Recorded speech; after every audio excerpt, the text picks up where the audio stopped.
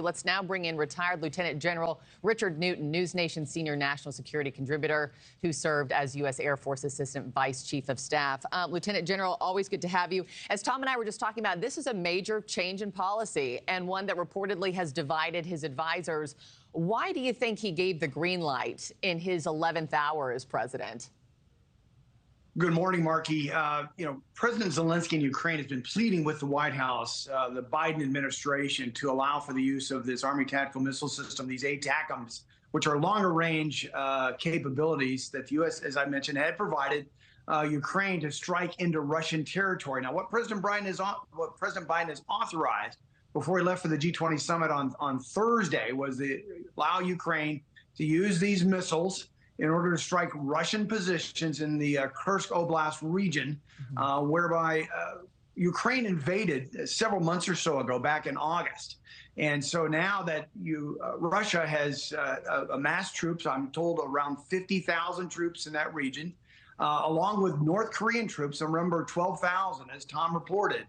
Russian forces are trying to push back to those gains that Ukraine made in that bold attack in the Russian territory several months or so ago. So this is again, it's better late than never in this case, but nonetheless, I think it's a good move finally by the Biden administration to unleash some of these capabilities that the U.S. has provided.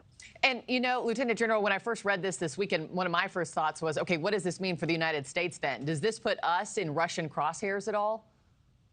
It does not. What it does, it explicitly authorizes the use of Ukrainian forces to use U.S.-made capabilities. By the way, I may add, the French and the British have also authorized the use of their long-range capabilities that they've provided Ukraine, their Scalp and Storm Shadow missile program capabilities as well.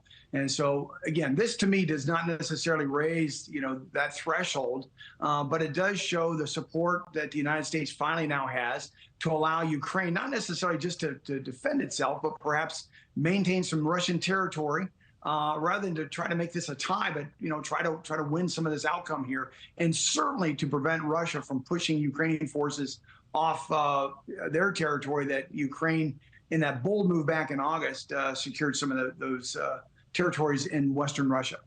Less than 2 months now till President-elect Trump becomes President Trump again. What's the likelihood he will rescind this?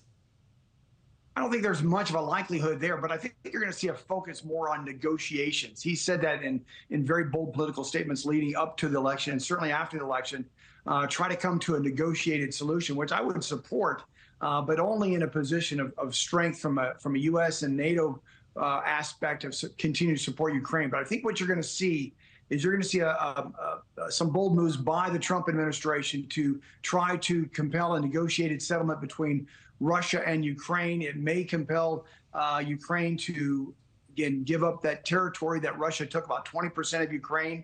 There could be on-ramps perhaps to Ukraine joining NATO or perhaps the European Union. That's still to be determined. But you're going to see more of a negotiated effort by the Trump administration come January 21st of next year. Yeah.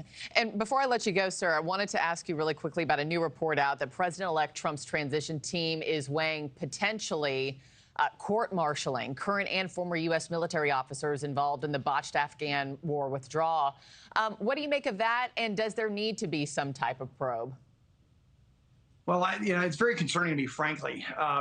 Again, our military and certainly our general officers and admirals who lead our military, we take an oath to support and defend the Constitution of the United States and so forth. And in my 9 years as a general officer, there were rare circumstances where general officers and admirals were removed due to, fitness and behavior and things along those nature.